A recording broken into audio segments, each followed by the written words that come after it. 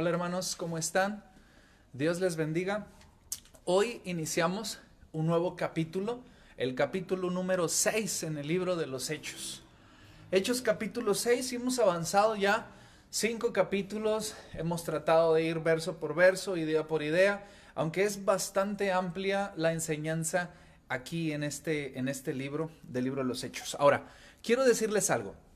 Antes de iniciar con este devocional, es bien importante que nosotros consideremos que el libro de los Hechos es como el manual de la iglesia nuevo testamentaria, el manual de la iglesia cristiana, evangélica, las cosas que hacemos, las cosas que deberíamos hacer o las cosas que no deberíamos hacer, están en el libro de los Hechos. Si alguna iglesia, y ya lo he dicho en varios devocionales, pero hoy lo quiero volver a repetir. Si tú, pastor, si tú, miembro de la iglesia, si tú, diácono, líder, maestro de escuela dominical, o cualquiera que sea el rol en el crecimiento de la iglesia, en tu iglesia, porque yo sé que nos ven de varias iglesias, de varias denominaciones. Nosotros somos de la primera iglesia bautista de León, Guanajuato, México, y también a ustedes, amados hermanos de la PRIP de León, me refiero. Si cualquiera de ustedes ha escuchado o ha visto algo en su congregación que dista, que se separa del Nuevo Testamento y mayormente del libro de los Hechos, debe esforzarse, debe coadyuvar con su liderazgo para poder corregir las cosas. La única manera de que la iglesia subsista en los tiempos difíciles como los que estamos viviendo es, además de adaptarse al medio, además de innovar, además de ser creativo, además del cambio, permanecer bien cimentada en los principios bíblicos del Nuevo Testamento. Y aquí está la paradoja de la iglesia actual. Por un lado debemos ser creativos, innovadores, usar las diferentes herramientas, los diferentes canales, y eso es bueno. Yo exhorto a todos a volcarnos hacia las redes sociales, volcarnos hasta los medios de comunicación para poder inundar la red con el nombre glorioso de Cristo Jesús. Pero por otro lado, no debemos negociar nuestros principios, nuestros fundamentos. La base de la iglesia cristiana evangélica está en el Nuevo Testamento y mayormente en el libro de los Hechos. Así que, dicho esto, quiero que iniciemos con el capítulo 6 del libro de los Hechos. Lo tengo aquí en la pantalla y espero que algunos de ustedes puedan ir leyendo este texto. Vamos ahora nada más a abarcar la primera sección. Hechos 6 del 1 al 7.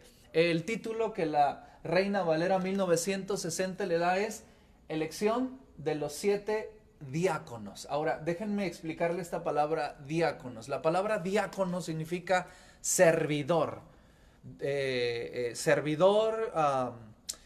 Mesero, ¿sí? Literal, mesero.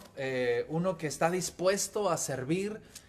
Diácono viene del idioma griego, que tiene la connotación de uno que se agacha, uno que desciende por debajo del nivel para poder servir. Diácono. Los diáconos en el Nuevo Testamento son personas que sirven, son personas emprendedoras, son personas que suplen necesidad. Sí, es muy importante que el diaconado, porque hay esta palabra, ¿no? El diaconado de todas las iglesias sean hombres y mujeres, porque también encontramos mujeres en el Nuevo Testamento. Febe es una de las diaconisas, así es la palabra diácono o diaconisa. Deben ser servidores, personas que están dispuestas a dar el extra para poder sacar adelante cualquier necesidad en la iglesia. Y mire, vamos allá al texto. En aquellos días, como creciera el número de los discípulos, y ahí me quiero detener. ¿Se acuerdan de dónde venimos? Venimos del capítulo número 5 y el tema de ayer fue oposición. Y aprendimos cosas juntos, porque yo también aprendo y desarrollo cuando estoy con ustedes. Aprendemos cosas juntos. La oposición me sirve para dos cosas. Número 1, mantener la firme posición de la verdad, o evaluar mi posición y hacer un ajuste o un total cambio porque estaba en contra de Dios. Ahora, venimos de la oposición y llegamos al crecimiento. Y aquí hay algo muy importante que aprender. Siempre que hay oposición, y la oposición se enfrenta en el Espíritu Santo, se enfrenta de manera creativa, inteligente, se enfrenta con el poder de Dios, siendo testigos, siempre, invariablemente, la oposición bien enfrentada nos va a generar crecimiento. Aquí está. Ustedes vieron en el día de ayer cómo Pedro hizo frente al concilio, hizo frente a las palabras, vieron cómo Dios lo respaldó con el ángel abriéndole las puertas, y en el capítulo número 6, el primer versículo dice, en aquellos días, como que ya pasa un tiempo, y luego dice, como creciera el número de los discípulos. O sea, vienen de la oposición y llegaron al crecimiento. No puedes llegar al crecimiento si no pasas por la oposición, si no pasas por el reto, si no pasas por lo que Dios te está enviando para tu crecimiento. Un texto en el Antiguo Testamento paralelo en principio a este que estamos aquí es aquel de Nehemías. Sanbalat y Tobías fueron opositores a la construcción del muro y posteriormente de reorganizar a Israel. Cuando se enfrenta el reto, cuando se enfrenta la oposición de la mano de Dios, siempre va a venir el crecimiento. Dicho esto, dice así entonces, en aquellos días como creciera el número de los discípulos, hubo murmuración de los griegos contra los hebreos, de que las viudas de aquellos, es decir, de los griegos, eran desatendidas en la distribución diaria. ¿Qué está pasando aquí? Las viudas, como un rasgo cultural, como un rasgo de obediencia al judaísmo, en el cristianismo primitivo, eran atendidas y deben ser atendidas en la iglesia local. Las viudas. Ahora, para saber cuáles viudas deben ser atendidas, deberíamos ir a la literatura paulina, aquel texto en Timoteo donde te da una lista de características de las viudas que deben ser atendidas invariablemente por la iglesia. Pero no nos vamos a meter ahora en eso. Dice la palabra del Señor que había murmuración, había desacuerdo, había situaciones difíciles. Ahora yo le quiero decir una cosa, cuando la oposición viene de afuera, cuando la adversidad viene de afuera, cuando la amenaza viene de afuera, debemos enfrentarla juntos, juntos. Y le voy a regalar una ilustración. Imagine que somos un grupo de rinocerontes. Los rinocerontes, cuando sienten una amenaza de cualquier otro depredador, de cualquier otra fiera, lo que hacen es, perdón por la palabra, pero juntan sus traseros y en medio de ese redondel que ellos arman con todos sus cuerpos, quedan los más pequeños, los más débiles, los bebés del grupo de rinocerontes, y hacia afuera solo quedan unos enormes cuernos y unas enormes armaduras frente al agresor. ¿Qué está pasando? Cuando la amenaza, cuando la oposición viene de afuera, debemos mantenernos unidos y cuidar a los más débiles. Pero ¿qué pasa cuando la agresión viene de adentro? ¿Qué pasa cuando el conflicto es interno? Bueno, cuando el conflicto es interno, debemos también tener un plan, debemos tener una estrategia. Y de eso específicamente nos habla este pasaje bíblico. ¿Qué sucede cuando el conflicto, el problema, la adversidad, la oposición es interna? Pastor, ¿sucede eso? Por supuesto que sí. Somos seres humanos, somos hombres, mujeres, pecadores, que buscamos a veces figurar, a veces buscamos lo nuestro, a veces buscamos defender nuestra postura, nuestra posición, y ya hablamos de eso a respecto del día de ayer. Pero ¿qué pasa cuando la oposición viene de adentro, cuando la murmuración, cuando el conflicto, cuando la adversidad viene adentro? Hay que administrarlo, hay que liderarlo, hay que enfrentarlo. Y este texto bíblico del Nuevo Testamento nos da bases bien específicas de cómo enfrentar el conflicto interno dentro de la iglesia. Dice la palabra del Señor, había murmuraciones porque los griegos se quejaban de que las viudas de los hebreos eran mejor atendidas. Entonces, los 12 convocaron a la multitud de los discípulos y les dijeron, no es justo que nosotros dejemos la palabra de Dios, dejemos de proclamar, dejemos de estudiar, dejemos en aquel tiempo, de estructurar, de hacer coincidir, de recopilar las ideas de que Jesús contó. Porque debe recordar que en el momento histórico en el que estamos nosotros hoy estudiando, no hay Nuevo Testamento escrito. El primer libro del Nuevo Testamento que se escribe presumiblemente fue Marcos, y es después del año 47-50 de la era cristiana. Entonces, está sucediendo que lo único que tienen es el Antiguo Testamento, la tradición judía y los dichos, las historias, las enseñanzas, las experiencias que tuvieron con Jesús. Por eso hay un documento, o hubo un documento que se llamó Didache.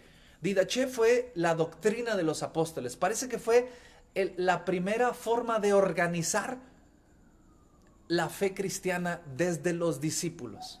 Y parece que ese documento, esa posición, esa columna vertebral doctrinal, pues la trabajaron los discípulos. Entonces, por eso dice aquí, entonces los 12 convocaron a la multitud de los discípulos y dijeron, no es justo que nosotros dejemos la palabra de Dios, de organizarla, de predicarla, de meditarla, de recopilarla, de compartir las experiencias que tuvimos con Cristo Jesús, porque no es la palabra de Dios como nosotros ahora la tenemos impresa. Por eso hago la explicación, para servir a las mesas. Es decir, no es posible que nosotros dejemos, esta palabra, esta estructuración, esta investigación, esta recopilación, compartir la palabra de Dios para servir a las mesas. Ahora, no que servir las mesas sea algo menor. No. Servir las mesas es algo importante. Es decir, servir a la congregación, servir a las viudas, servir a los necesitados era importante. Pero eran 2 trabajos. Y entonces ellos dijeron, no es justo. ¿Cuál es la solución para la injusticia? ¿Cuál es la solución para la carga de trabajo apretada? ¿Cuál es la solución para la murmuración? ¿Cuál es la solución para los conflictos internos de la iglesia? Bueno, dice, busquen pues, hermanos, de entre ustedes a 7 varones de buen testimonio, llenos del Espíritu Santo y de sabiduría, a quienes encargaremos este trabajo. Y nosotros persistiremos en la oración y en el ministerio de la palabra. Agradó la propuesta a toda la multitud y le dijeron a Esteban, varón lleno de fe y del Espíritu Santo, a Felipe, a Prócoro, a Nicanor, a Timón, a Parmenas y a Nicolás, prosélito de Antioquía, los cuales presentaron ante los apóstoles, quienes orando por ellos les impusieron las manos. Y crecía la palabra del Señor y el número de los discípulos se multiplicaba grandemente en Jerusalén. También muchos de los sacerdotes obedecían a la fe. ¿Qué está pasando? Recapitulo. Cuando la oposición viene de afuera, unidad. Frente común. Concordia. Esfuerzo. Mantener la posición para salir adelante. Pero cuando la amenaza, cuando el conflicto, cuando el reto viene de adentro, ¿qué hay que hacer? Liderar, administrar. Ahora, vea lo que dice aquí.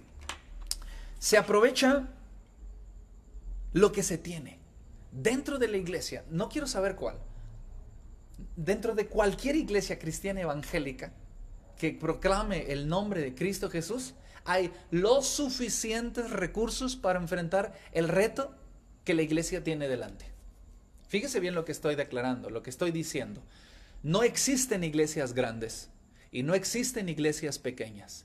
Cada iglesia es del tamaño que necesita ser para enfrentar el reto que Dios le pone en su contexto, en su ambiente, por delante.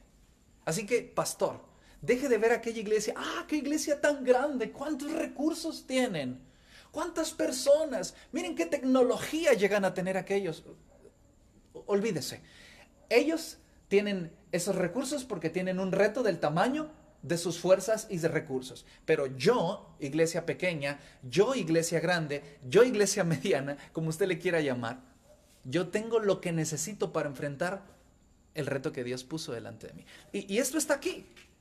Dice, tenemos un problema. No vamos a buscar de afuera cómo solucionar el problema. ¿Qué tenemos aquí adentro? Y eso es administración. ¿Con qué cuento? ¿Cuáles son mis recursos internos? Cuando yo llegué a la primera iglesia bautista de León, Guanajuato, para predicar mi primer sermón en aquel hermoso y célebre 5 de mayo del 2019, yo les dije algo a los hermanos.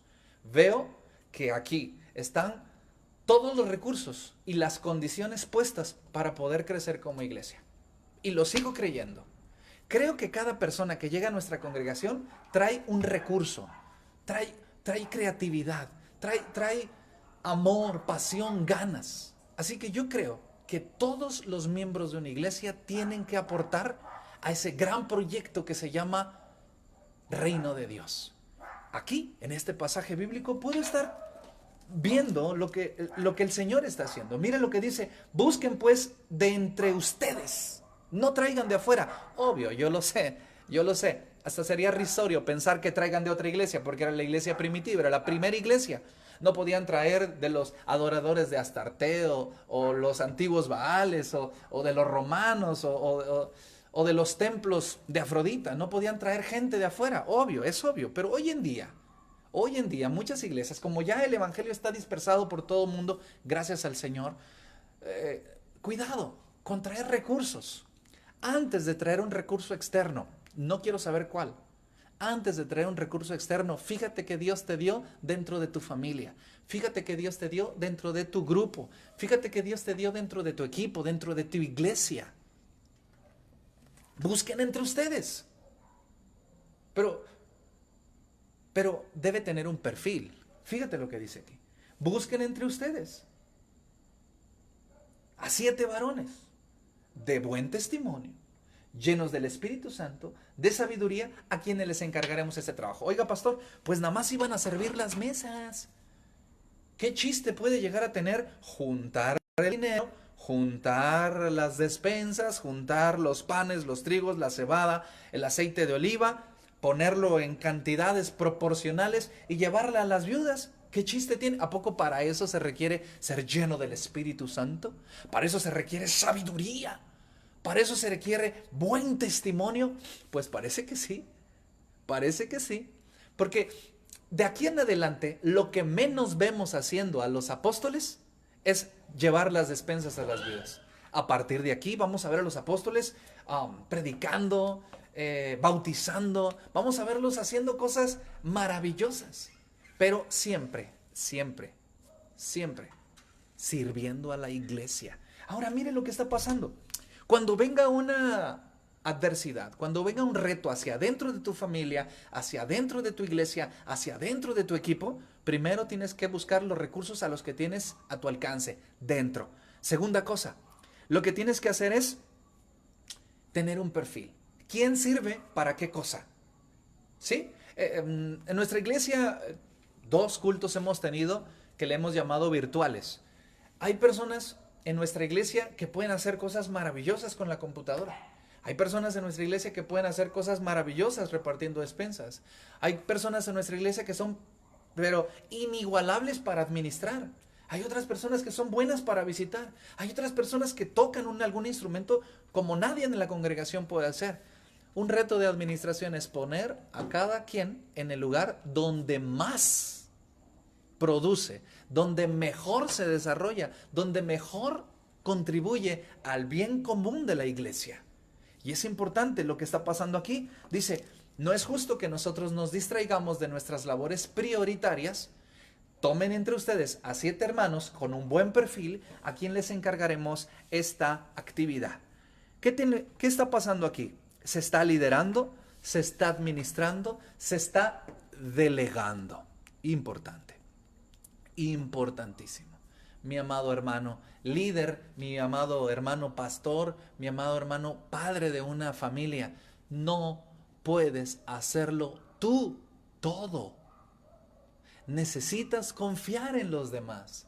Necesitas confiar en que otro también puede hacer las cosas quizá mejor que tú. Es importante pensar que en la integración de nuevo liderazgo, de nuevo equipo, de delegar a los jóvenes a hacer cosas dentro de la casa, delegar a las chicas dentro de la casa, delegar a los varoncitos cosas que hacer, eso es importante. ¿Por qué? Porque los entrenas para el futuro, pero también le das la oportunidad de formar parte de un equipo y de un proyecto. Así que no estoy viendo aquí un clero y un laicado. Es decir, clero, personas como que sirven solamente para compartir la palabra de Dios. Y laicado como, la raza, ¿no? La membresía, ya. Ustedes no saben, nosotros sabemos. Ustedes ignoran, nosotros sí conocemos. Aquí no está eso. Aquí no hay clero y no hay laicado. ¿Qué está pasando? Los apóstoles dicen, entre ustedes agarren gente con estas características para que nos ayuden. Qué hermoso. Qué hermoso es que no hay esa división entre los encumbrados, los iluminados, los que tienen la gran relación con Dios y el pueblo abajo. Nosotros tenemos la revelación y ustedes solamente pueden recibir de nosotros. Eso no lo veo en el Nuevo Testamento. Yo veo en el Nuevo Testamento que cada persona que es salva, salta los muros y comparte de Cristo Jesús. Cada persona que salva, dice el texto del Nuevo Testamento, dice, estos que trastornan el mundo entero han venido también acá. Lo vamos a ver más adelante, hablando de la iglesia. Y no se refiere a los apóstoles ni a los diáconos. Se refiere, perdón por la expresión, pero a la gente de a pie. A la gente, a los congregantes, a los miembros, a los creyentes. Si tú has creído en Cristo Jesús, tú eres un sacerdote, como lo estás escuchando.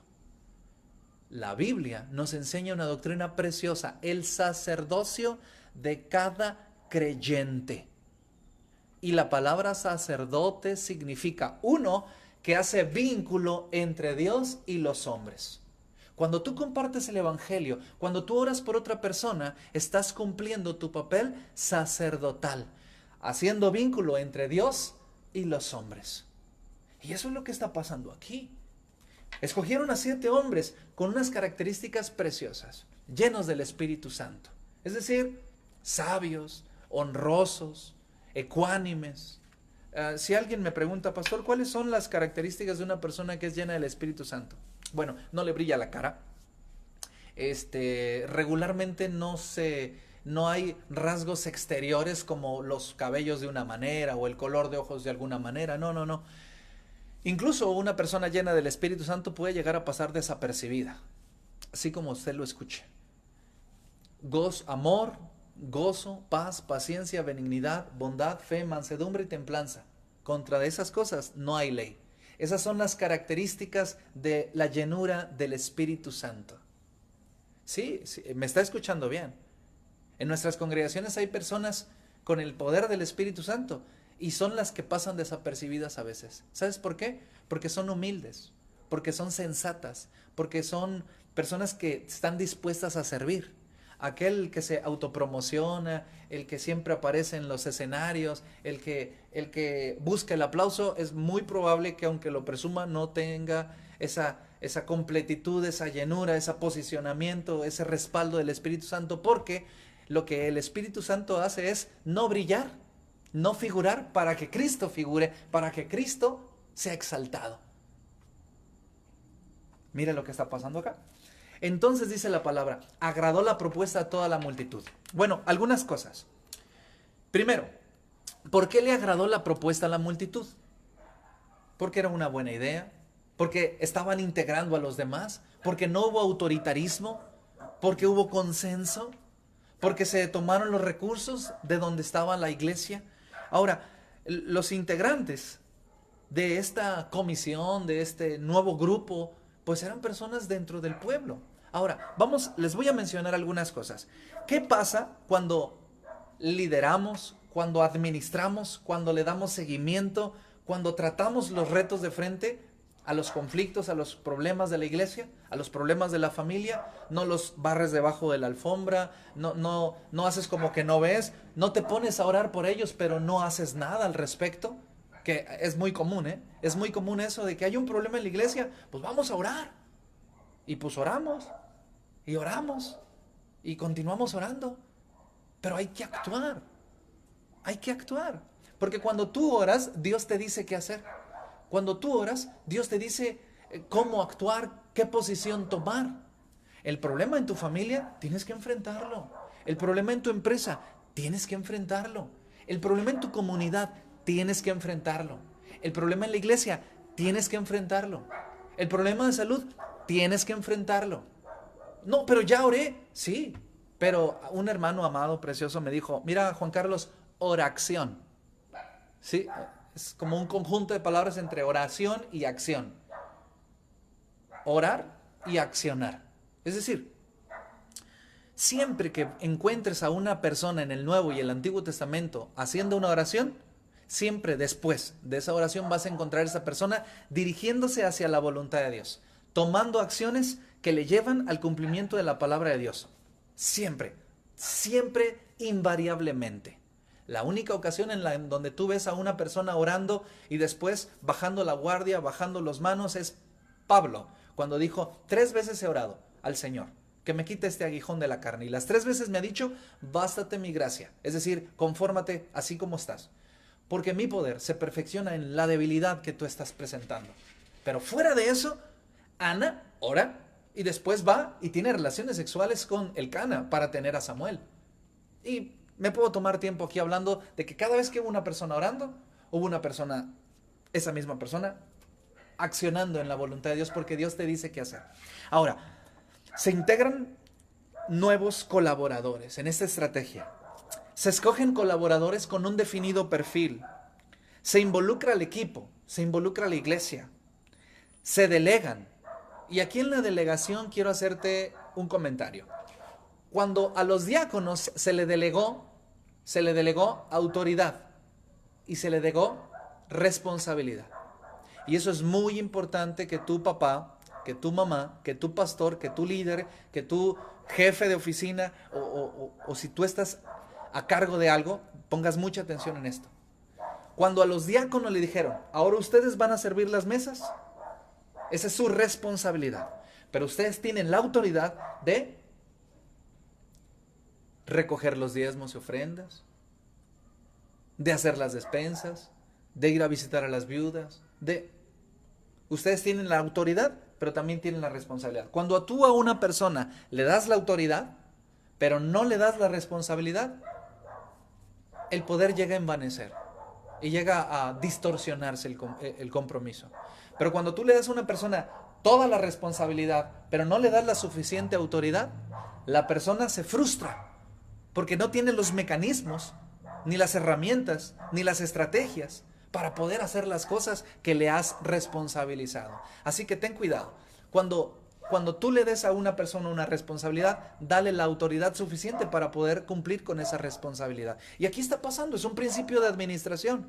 A los diáconos les dieron una autoridad y les dieron una responsabilidad. Y es importante que tú y yo consideremos que cuando se enfrenta, cuando se administra, cuando se lidera el conflicto, surge el crecimiento. Mira lo que dice la palabra del Señor en el versículo número 6. A los cuales presentaron los apóstoles, quienes orando les impusieron las manos. Eso es delegación de autoridad.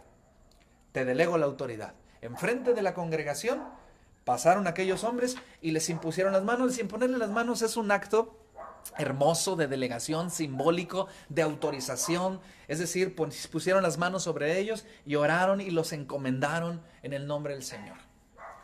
Pero fíjate lo que dice el 7. Y crecía la palabra del Señor.